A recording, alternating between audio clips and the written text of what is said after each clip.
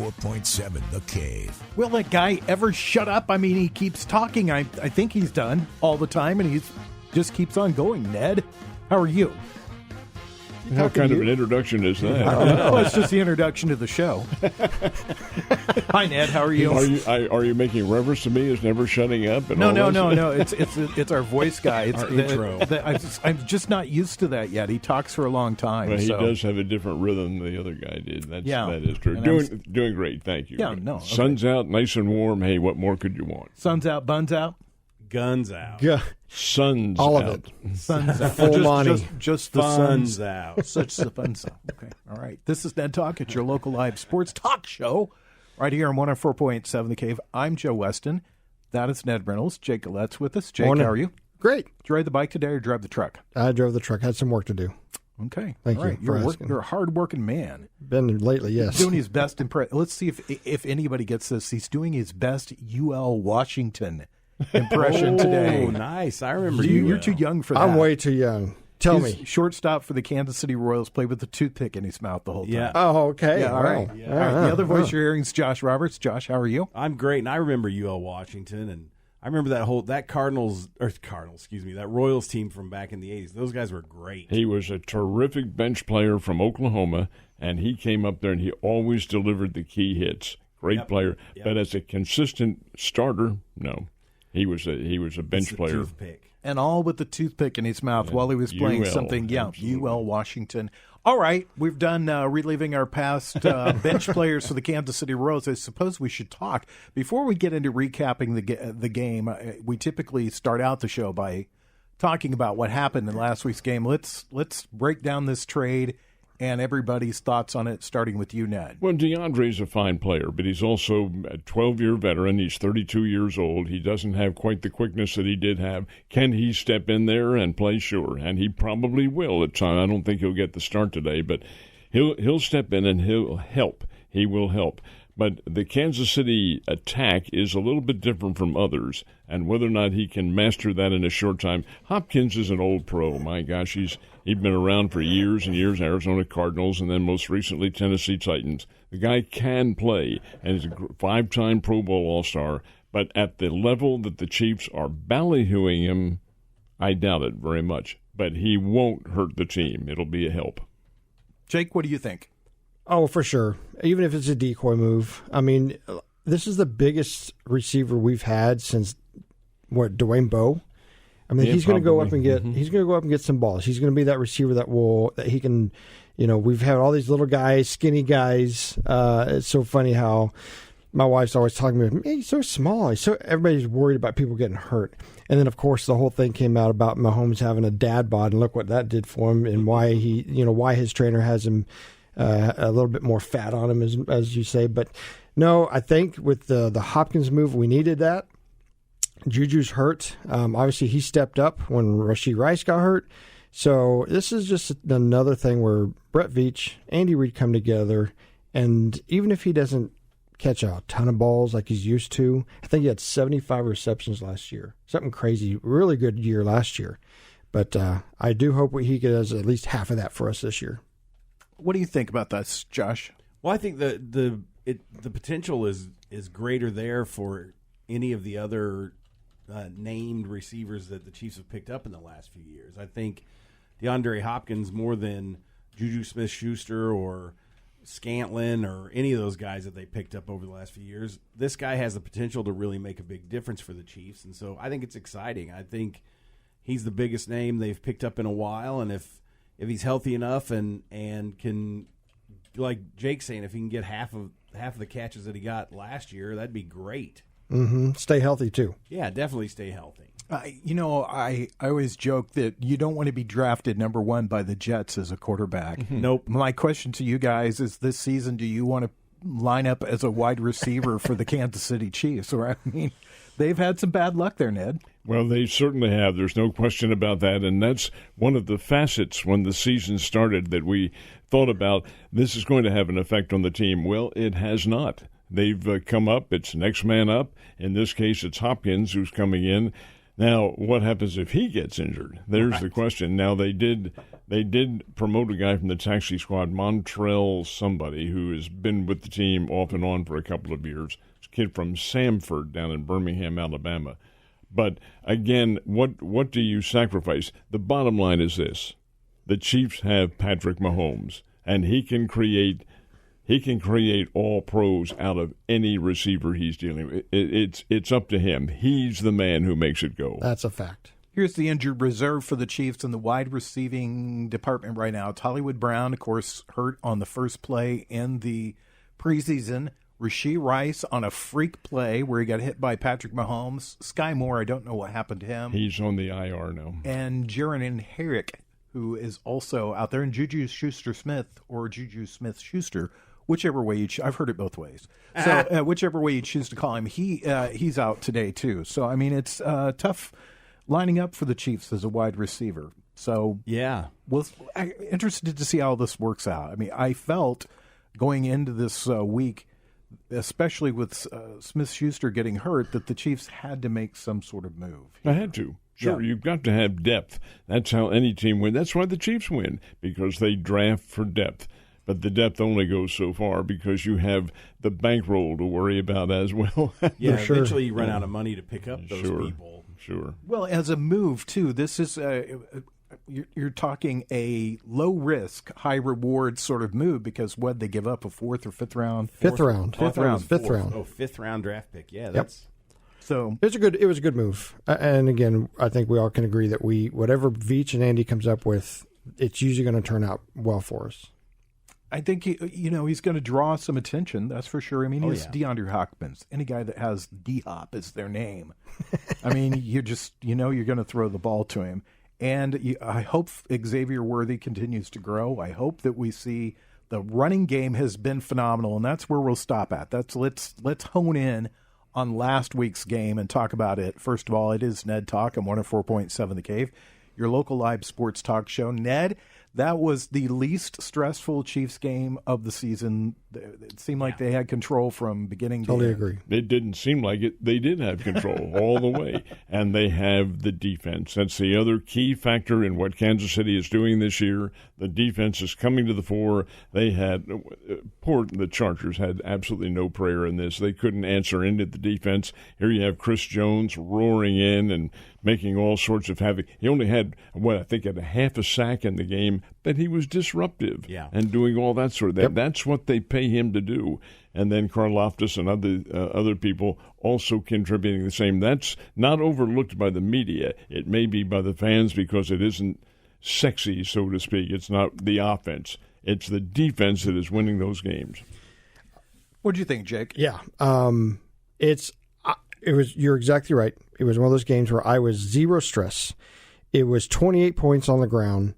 Kareem Hunt, and thank you, Josh. Last week, Joe asked us who our MVP was going to be, and you called it.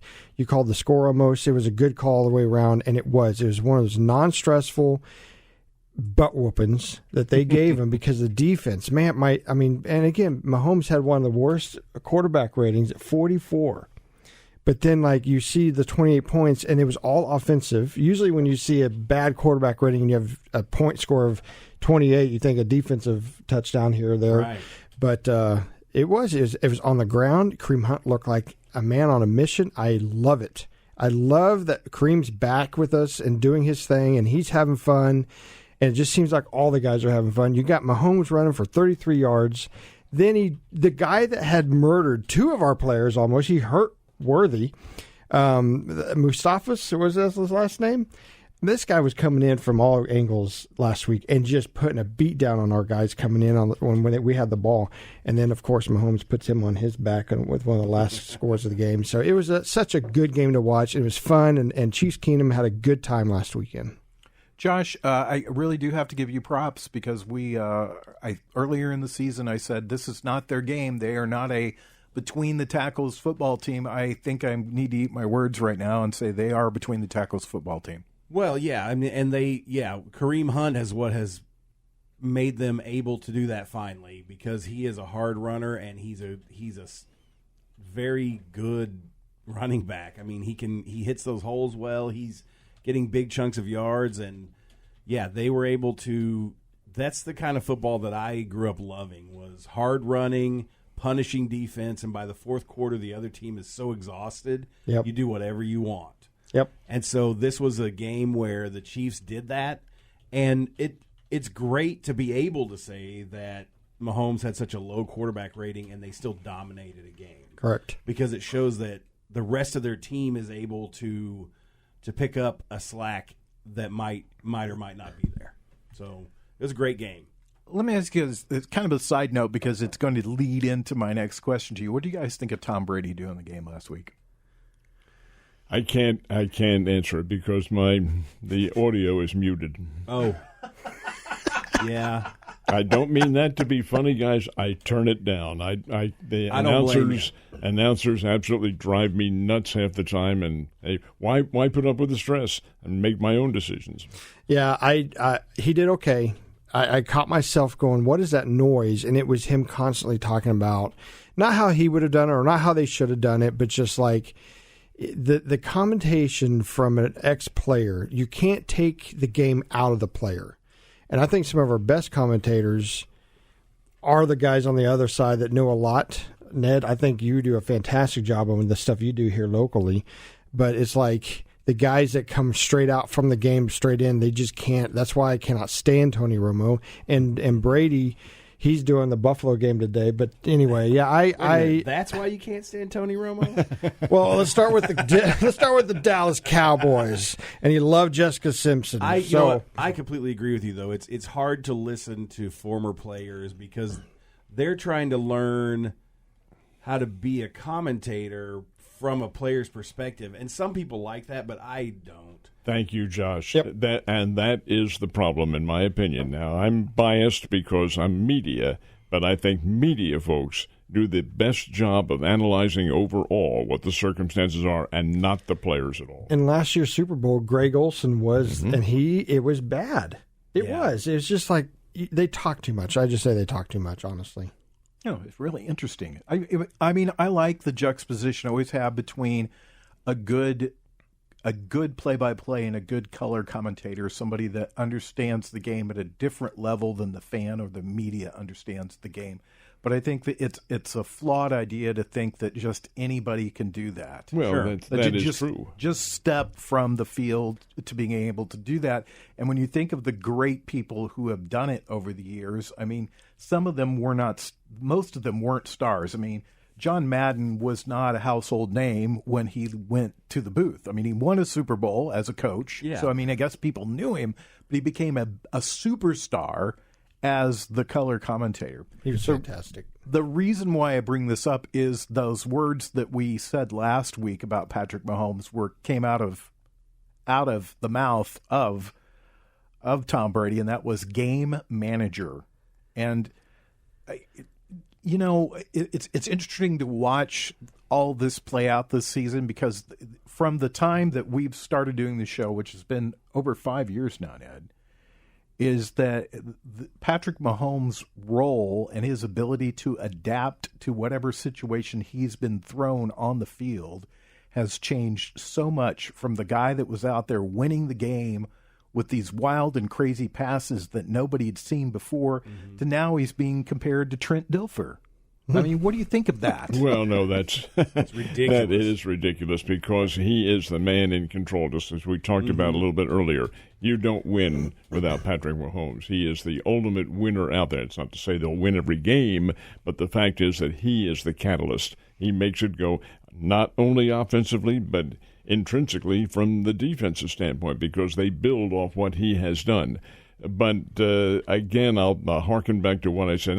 It's not a general statement. It's not all players. Some of them very good. I happen to like the NBC's color broadcaster. I know you guys don't. But when he's Collinsworth, Chris Collinsworth. Yeah. When he is on there, he does a good job of analyzing, and he is a former player. So there's an exception to the rule. But by the most part, the players and Joe, you just made something about a guy walking in off the field. Tom Brady had a full year to rehearse all of this, a full year, and he rehearsed it under criticism. because he took all the tapes and went to New York, wherever Fox is, and had them analyze everything he did. So he was not unready to take over. The difference is when they turn on that red light, and it is a big difference. That's it exactly. I mean, I think all of us, everybody that's been in sports at one time or another thinks that you can sit behind the microphone and just flip it on and talk about stuff. And it doesn't always work that way. It doesn't. The words just don't always flow out of your mouth. Names.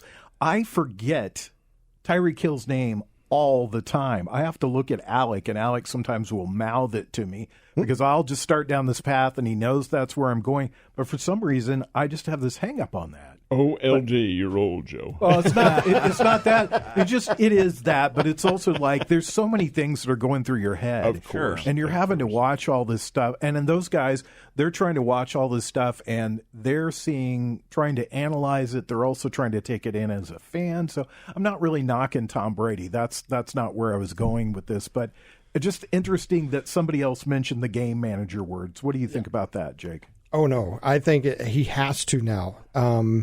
With all the injuries that we have had, they've had to sit back and reanalyze the entire game package, where he's able to usually get out, and you had Tyreek Hill running, and you had McCall Hardman out there, and you had all these guys that were doing Robinson back in the day, and everybody was on the same page, and it was fun watching them air it out.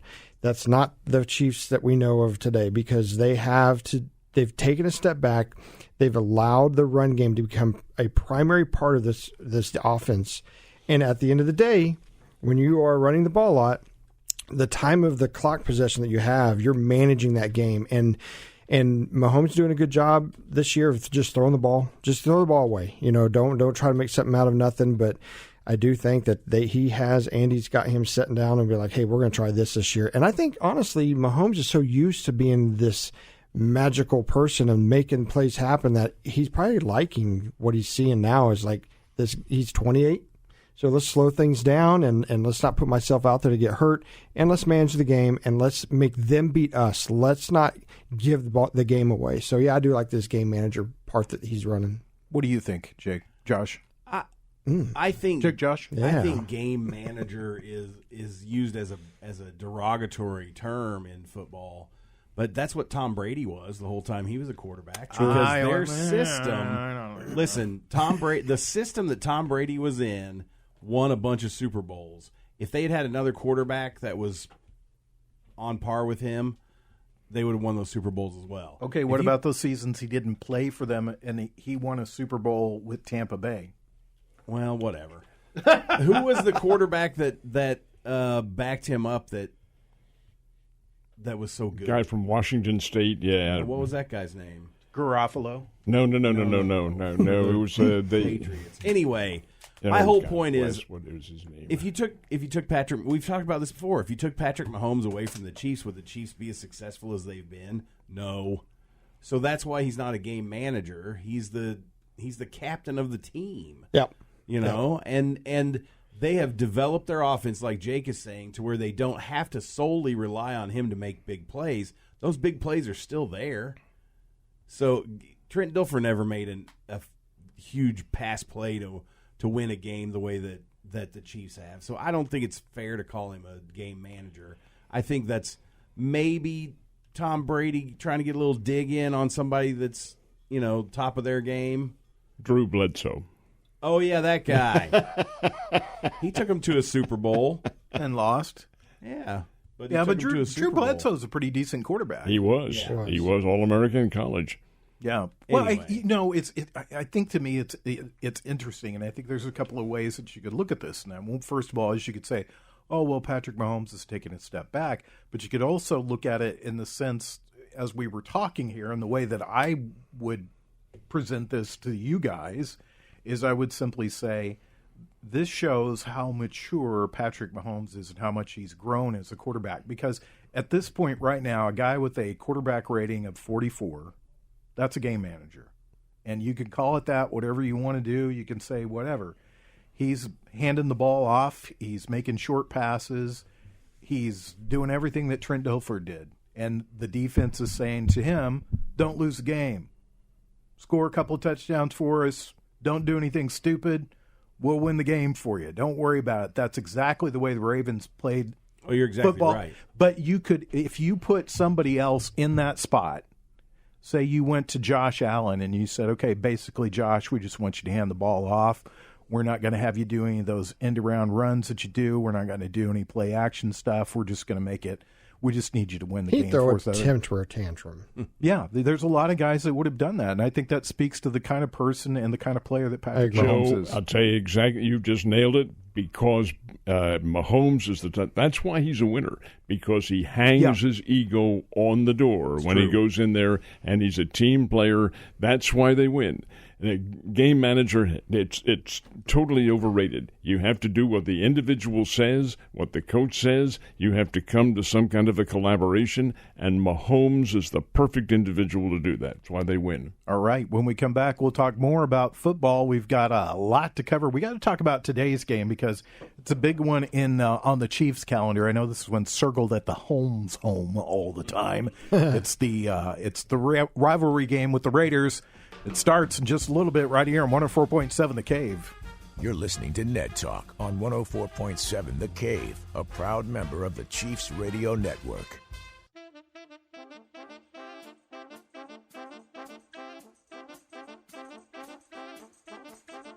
Back to Ned Talk on 104.7 The Cave, a proud member of the Chiefs Radio Network. I just want to say this too. Some shade was thrown on our buddy Jake. And I just want to say it's not true. He's not a Nickelback fan. No, sir. And Uli loves Creed. Okay, how about that? That's funny. I love it. Okay, I have a correction to make. Yeah. And the correction, Bledsoe was the replacement for Brady when Brady got him. Brady was Bledsoe's replacement. All right, I got it mixed up. And then the year that I was talking about where Brady gets hurt in game one, it was Matt Castle that took over. At Kansas City. Remember, we took him out. Kansas City was the team that injured Brady that year, too. Then Matt Castle had a great year. Then he came to the Chiefs. He was terrible. And he was terrible. Yeah. I mentioned earlier that we've been doing this show, believe it or not, for 5 years. It's hard to believe, isn't it? It's pretty awesome. We've been together. It's our longest relationship, isn't it, Ned? I wouldn't call it a relationship, but whatever it is, it's a collaboration, maybe. So it's a 1 week stand. once a week, Ned and I get together. Yep, that's what we do. Where did we start this at Marty's? No. I think it was. Yeah, maybe, I think we did start at Marty's, and then we moved over to Harbell's. Downtown Harbell's, and then we were over at Ebbets Field for a while. Yeah. No decent bar will allow and us to we do haven't a show had there. a solid Sunday breakfast since then, have we? No, not at all. No, we haven't had nobody's brought us a meal here since then. I miss those Ned burgers, though. Yeah, we've been kicked out of every decent sports bar in this town. How much were they? Is there a price on that? $12. $12 for a Ned burger. $12 for a Ned burger? We even ran them out of business. Imagine this, Jack Daniel's barbecue sauce. Yeah, but it's the most overrated meat ever. That's All right, so this is read into that any way you want. Right. Not go. I think we shouldn't. Let's move on. So this is a rivalry game, and the reason why I mentioned that we've been doing this for 5 years is I think these words have come out of my mouth every year when talking about the Raiders. They're in a disarray right now. Yeah, they are. I mean, they traded Devontae Adams. There's been a lot of talk about Max Crosby being traded. That hasn't happened, and the ownership and Max Crosby are kind of tired of it. Antonio Brown, which one is it? Oh, Pierce. Antonio Pierce is the coach. There's been a lot of controversy there this year with just has he lost the team. He's also got sanctions placed on him from college football, which probably don't mean a lot to him at this point. But there's a lot of stuff going on there, Ned. Well, the whole situation is this. It's the continuation of a pattern that the Raiders have been in now for about the last 10, 15, 20 years. It all boils down to ownership. You've got to have solid ownership, and the contending teams, the championship teams, have exactly that. Look at the Chiefs, for example. The Hunt family's been in there forever. Well, with the Raiders, good Lord, this game today doesn't even excite me, guys. Gardner Minshew is the starting quarterback. Come on. Minshew's been around in the NFL for, 8, 9, 10 years. East Carolina product. No, he walked into a pretty good situation when he did get into championship play, but he's not the guy to lead them. And do they have anybody? No, the Chiefs are, a 9.5 to 10-point favorite, and it probably should be more. Oh, wow. What do you think about this game? I mean, it's the Raiders. I agree with you 100%. They have been irrelevant for many, many years, over a decade for sure. Yes, do they show up to play the Chiefs? 100%. This one's marked on the calendar. It's the last team that the Chiefs have lost to. Mm-hmm. Let's not forget about the Christmas Day game last year. So this is a game where I think that the Chiefs are going to be like, no, let's not forget who's the daddy in this situation, and that's them of the AFC West. But Jake, last year Derek Carr was the QB. Yeah. He's not this year. For sure. They don't even have a QB who's they don't have anything that's worth mentioning. Receiver is gone. It's just not a relevant team. I agree with you. No, I think today's game is going to be just like last week's game. It should be a non-stress. Let's get some, try some things with D-Hop now that he's in, and try some things with the guys. Like maybe this is like a scrimmage game. Should they look at it like that, Ned? No, are they that bad? It's a scrimmage game. Let's go a closed door scrimmage where no fans are around. There you go. Right. Yeah. No, but I do think the Chiefs need to be aware. They love to keep these games close. For some reason, Mahomes loves good TV, but I don't think they do it on purpose. But I do think it's going to be a pretty easy win. Tampa Bay wearing the Dreamsicle jerseys today. It looks really good. What do you think? I mean, this game should be a cakewalk for the Chiefs, but like we all have been saying, for whatever reason, it never is. And I guess that's the nature of a rivalry. These teams hate each other. Their fan bases hate each other. Oh, yeah. My first time I ever went to a Raiders game in Kansas City, there were so many fights in the stands, you couldn't watch the game. I mean, I remember looking up in the upper deck, and there was a guy holding another guy over the edge of the upper deck, punching him in the face. If he had let go of him, he would have fallen to his death. That's the Raiders-Chiefs rivalry. Do the Raiders have a fan base anymore? Oh, that's a good question, Joe. They do not, because I promise you, the crowd today will be for Kansas City out there in Las Vegas. Games in Las Vegas. And the Chiefs will have whatever a home field advantage is in pro sports. They will have that. The Raiders have lost it all and it's been about 20 years now since they've been a really relevant football team. And that fan base has, and look at this, they're moving from Oakland to Los Angeles, back to Oakland again. Now they're playing in Vegas. There's just no solidarity with what the ownership. Well, they had at one time one of the best owners in all the NFL. Mobbed up or not, still one of the best owners in the NFL, and that's Al Davis.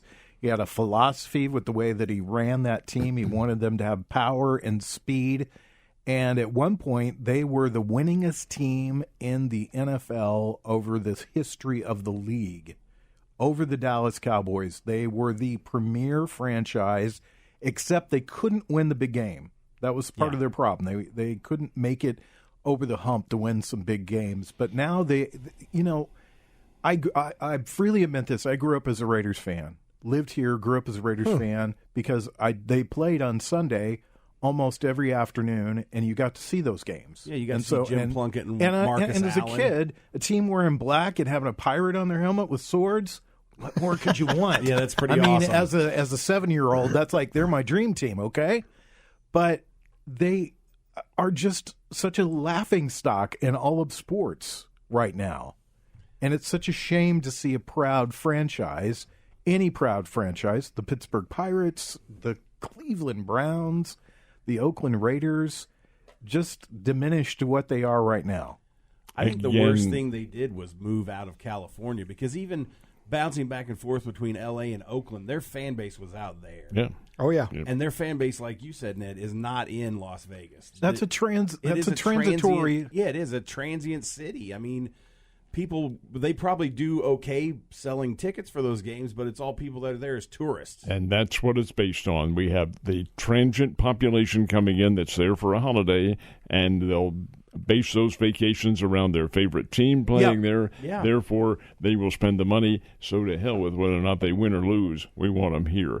Tell you another one that has to really bow their heads in absolute shame because they've been around since 1901. Chicago White Sox. Yeah. That is awful. Awful. Yeah. It's just a shame to see this happen to teams. Do you think going back to Tom Brady, I've said the TB word twice in the show today. Do you think that his minuscule ownership in this franchise is going to help them in any way? Are you talking about Al Davis' son? Tom Brady. Oh, Tom Brady. No, because Derek Jeter had ownership in the Miami Marlins, and he left. It's the total ownership of the Patrick Mahomes. For instance, he's got part of the Royals, and they continue to win. They won this year big, and it's because of the overall influence of the dominance and the desire of the individuals who are there. No, I can't see Tom Brady in and of himself having a direct effect on that, because you bow to the key owner and the philosophy they want to direct. Let me ask you this question, and it is a serious question, and I've never gotten an answer to it. What is the deal with Mark Davis's hair? Oh, I think his favorite movie is Dumb and Dumber, and he wants to look like Lloyd Christmas from Dumb and Dumber. I feel like he walks into a barbershop and goes, "Give me the mo." Yeah, that's the one that I'll take. Yeah, that's or the he one just I'll take. goes in his kitchen and says, "Put this bowl over my head and cut around it." All right, when we come back, we'll talk about college football. It's Ned Talk, 104.7 The Cave.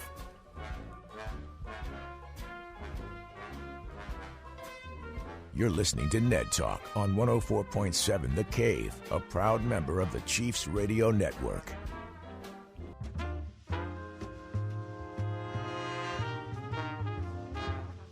Back to Ned Talk on 104.7 The Cave, a proud member of the Chiefs Radio Network. Chiefs pregame show starts in just 18 minutes right here on 104.7 The Cave. Kickoff for the Chiefs game is this afternoon, right around 3:25, as they take on the Los Angeles, the Oakland, the Las Vegas Raiders. Covering all my bases there. Let's talk college football, Ned. Impressive win yesterday for Missouri State Bears. They have a fine team. They have a very, very good football team, guys, and they're worth seeing, and I hope the town wakes up and gets out and sees them play. They have SIU. They should beat them. Go up to the Unidome. Now, Northern Iowa is not the Northern Iowa of the past, but Northern Iowa did score 42 points, which almost offset the Bears' 49 points. Thank you. This team can score. They're a rapid strike team. Jacob Clark, their quarterback's a big kid. He's 6'6", wants to come back, or he says he does anyway, and play next year. He will be eligible next year when the Bears open the season at the Coliseum in Los Angeles, thank you, against Southern Cal. Ooh. This is a very good football team. It's very unfortunate, but it is the rule that they can't be in the playoffs this year, nor can they be next year. But that's the way you know about that ahead of time. That's the way it's going to be. That doesn't dissuade them one little bit. They're in there kicking behind and doing a good job of it. They can't be the playoffs because they're moving? Correct. Okay. All right, just wanted to get that out of the way. They're just going to ruin other people's chances. That's right. That's right. They're going to play spoiler. That's right. So congratulations to the Missouri State Bears. Springfield, surrounding areas, go out and see some good football and see them play. Before the season's over, they have 3 more games left, right? They have SIU and South Dakota State all here. Oh, nice. Oh, nice. Very nice. Those games will be here. North Dakota State and Murray State are on the road. Okay. Top 4 college football.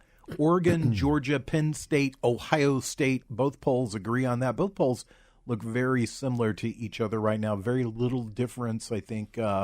Looks like Notre Dame's a little higher in one poll, and the Clemson Tigers are a little lower, like significantly lower in the other poll. But interesting to see the top 12 teams for the playoffs. If the playoffs were to start today, Alabama, your Alabama Crimson Tide, would be on the outside looking in, as sports people like to say. Yeah. I'm using all sports cliches I like today. those cliches. We take everything one game at a time. One game at a time. That's what Alabama's doing. Yeah, they're moving up one game at a time. Last week on the show, though, didn't we take a little poll here as to whether or not they'd be in the playoffs? Yeah. I say they will be. And I said they wouldn't be, but I think they will be, because this is all TV, and TV money rules the world, and I think they could lose out and still probably be in the playoffs. No, Joe. They still have LSU to play at Baton Rouge, and I think that's a night game, and that's a big one. They don't call it. Hey, watch out for Mercer. They're still undefeated, aren't they? Well, we'll see. Army's undefeated, Pittsburgh's undefeated, and Indiana's undefeated. So is Iowa State and BYU. And Miami. Here's another little Penn interesting State. factor. Navy was undefeated when they played Notre Dame yesterday. Now they're no longer undefeated. Army undefeated, and who do they have to play in a couple of weeks? Notre Dame? At Yankee Stadium in New York. Yeah, Interesting. of course. So let's talk about this. The first year of this new college football playoff system with 12 teams going in, there seems to be more parity than we've had in the past. It's not just completely dominated by one team. It looked like it was going to go down that path earlier in the season. When I watched Alabama play, I thought they were the best team in the nation. The way they took on Georgia. Georgia has not lost since. Alabama has thrown a couple of clunkers in there, but since rebounded. And we were discussing this when we were just sitting around during the commercials, and Ohio State seems to be impervious to whatever happens. How does that work, Ned? They're the Buckeyes. They have the media behind them. I mean, they're always there, and they always have a contending team. Are they always the champions? No, but the media is always going to be following what Ohio State does because, kind of like Notre Dame, they have the great tradition. They have won so many times. Hey, they are Ohio State. Let's talk about this. Oregon, Georgia, Penn State, Ohio State, Miami, Texas, Tennessee, Notre Dame, BYU, Texas A&M, Iowa State, and Clemson. That is your top 12. That is the teams that would be in the playoffs if they started today, and we all put our pants on one leg at a time, just like everybody else. But who of that group do you think anybody in that group falls out? Oh, yeah. Yeah, well, it's hard to say because you never know. I tell you, the dark horses in there are Brigham Young, BYU, and Iowa State. Iowa State is very, very good football team. They all are. All those teams in that top 12. If anybody is going to stub their toe, I would think it'd be Notre Dame. They still have Southern Cal to play out in Los Angeles, and that will be a tough assignment. Very tough. Well, what do you think about Miami? They're the highest. Besides them and Penn State, both have kind of flown under the national media radar because both of them are undefeated, but they're still, Oregon's undefeated too. I'm sorry about that. But, I mean, they still kind of are flying under the radar. Well, Miami has the Ward kid at quarterback, and he's all everything. He's a terrific player. Admittedly, I don't think Miami has played quite the schedule that some of those other teams. They're ACC, and they do play some ACC teams, not all of them. But, in fact, I think that Miami is, from a speed standpoint, a very good football team, and the Ward kid really makes them go. Cam Ward, he's a fine QB. The Pac-12 typically has a team that's in the top 10, usually in the top 4. Oregon, that team. This year, Oregon, perennially good. But when you get them down to the end of the season and they're having to play some of these East Coast teams, they usually get eaten alive. Is Oregon able to overcome that this year? I know they're not a Pac-12 team They are not a Pac-12 team. I know they're a Big Ten team now. I do know that. You don't have to correct me. But can they compete with the East Coast teams this year? You bet, because they've already beaten Ohio State once. They have shown themselves against other teams as well. No, it'll be a long haul for them if they get to the championship game, and it might be. It might be Oregon and Indiana. Who can say? I mean, that would be a terrific matchup. But by the same token, no, they're not overrated at all. They're a very good football team. They've got Dylan Gabriel, and they're just good. They're a good ball club. Last week we did this poll. We asked the question: Alabama in or out by the end of the season? I think all of us voted in, except for Josh, who's our Alabama homer. But if you know Josh, I voted in. So well, he voted out. Oh, you voted him out. Okay. That's for saying. Okay. But you also know Josh a little on the negative side when it comes to his sports teams. That's true. Let's take that poll again this week. They've moved up one notch. They're just 2 outside of that top 12. At the end of the season, will Alabama be there, Ned? I think they will be. I think they have the backing of tradition. Number one. Remaining games, they have LSU. I think they have Oklahoma, and Oklahoma's not very good. And they have Auburn.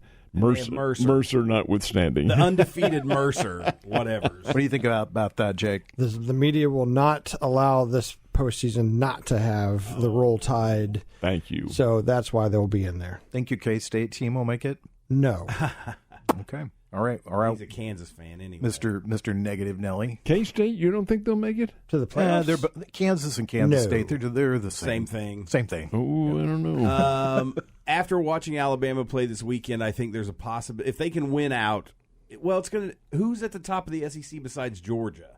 Because the problem is this year it's just the top Tennessee. 2 teams, right? LSU and Tennessee are right there. Right, so they've got to beat LSU, and they got to hope that Tennessee loses. They could still make it, but I think they're going to have to get into the SEC championship in order to get into the top 12. Texas, too. You're forgetting Texas. Oh, yeah. There Texas. you have it. Some sports talk. When we come back, we'll do our picks for today's game. It's Ned Talk on 104.7 The Cave.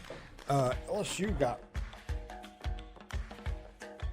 You're listening to Ned Talk on 104.7 The Cave, a proud member of the Chiefs Radio Network. Back to Ned Talk on 104.7 The Cave, a proud member of the Chiefs Radio Network. Ned, I can tell we've been together for 5 years. We argue like we've been together for 5 years. During the commercial break, The Ned odd told couple.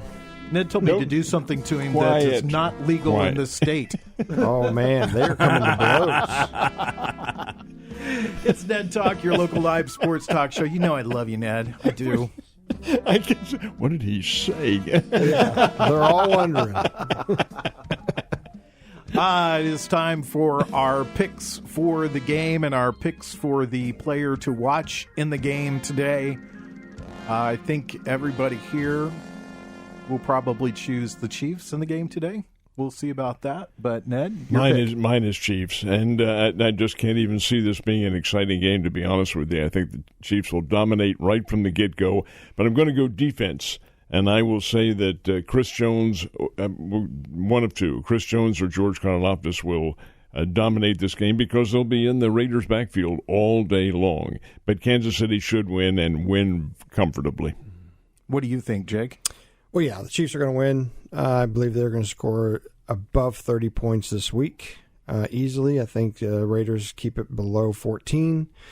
And I do think my MVP of this game, I'm going to say that we're going to have a Travis Kelce game. I feel like he's going to have a breakout this game, and it'll be an easy game for him to have fun and get back on, like, having fun. I want these guys to have fun. I know they're having fun, but I do think that we're going to come away with a good win, a butt whooping, as they say, and that's my prediction there. What do you think, Josh? I think you're going to get a heavy dose of the running game from the Chiefs today. I think they will run for 200 yards combined, several of the running backs, and I don't think they'll cover the spread. I think they'll win by less than 10. Really? Yep, just because it's Vegas, baby. All right, so guys, I'm doing the Costanza this year, and so I'm picking the Raiders. I'm picking the Raiders to win in a tight game, and I think it'll be 13-10. It's opposite of what I really feel because that is how I am going this year. Now, just to clear the circumstances, we may have some new listeners, if we have any listeners. He is playing reverse psychology is what this is. Yeah, George Costanza from Seinfeld, who during an episode went against every gut feeling he had, and things worked out for him. So I'm doing that. My picks are awful anyway because I'm not really supposed to say this, but I think the pick thing is all really kind of silly because none of us really know what's going to happen. We don't have any sort of insight. Nobody really knows what's going to happen on as Ned would say, any given Sunday. So, I'm just doing the Costanza thing this year. So I'm picking the Raiders in a close game, 13-10. Well, I can't see that happening personally because Kansas City is just so superior. And now they were superior on Christmas Day last year and didn't happen. But then again, it's a different Raiders team, and they're nowhere near as strong as that team was last year. Who's your player to watch today? No, the two defenders. Okay. D-Hop. I'm going to watch D-Hop. Travis Kelce. I think Travis has a breakout game today. And you said Kareem. You said Kareem Hunt and whoever else they've got running the ball. I think they're all going to do well today. Gardner Minshew.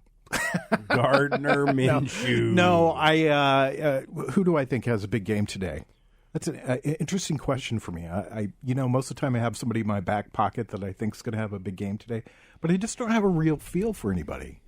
So I'll go with you, Jake, and I'll think DeAndre Hopkins comes into this game with maybe a little chip on his shoulder, little something to prove. He's going to say to everybody, that's nice that they have DeAndre Hopkins, but we wish we had him 2 years ago or 3 years ago. And he's just going to come in and say, you know what, I'm still an elite receiver in the NFL. I'd love that if he did. I would love that too. So we, most of us here are picking the Chiefs will be 7-0. Quickly, Ned, we have a short amount of time, but I just want to get your thoughts. Good or bad being an undefeated team this time of the season? I don't like it. In all honesty, I don't. I remember the last time we had a team that was on the verge of it, and they lost in the Super Bowl, 18-1 going in, and come on, I wish that they had a loss, and they may somewhere along the line. It won't be today. Next week, we're Monday night with the Tampa Bay Buccaneers, and I think that is a trap game right there. And Broncos coming up, and then a game that all eyes will be on because they are probably the best team in the NFL, along with the Chiefs right now, the Buffalo Bills. Mm-hmm. So we'll see that as it comes up. And it's in Buffalo, too, I believe. All right. Oh, yeah. Well, get set. Here it comes. The Chiefs pregame show. Thanks to Ned Reynolds, Jake Gillette, Josh Roberts, Corbin Campbell, Nick Fury, Brian Tyndall, our general manager, and the guy that everybody bows down to around here, Mike the intern. We'll see you guys next Monday night. Monday night. For Monday Night Football right here, Ned Talk. 104.7 The Cave.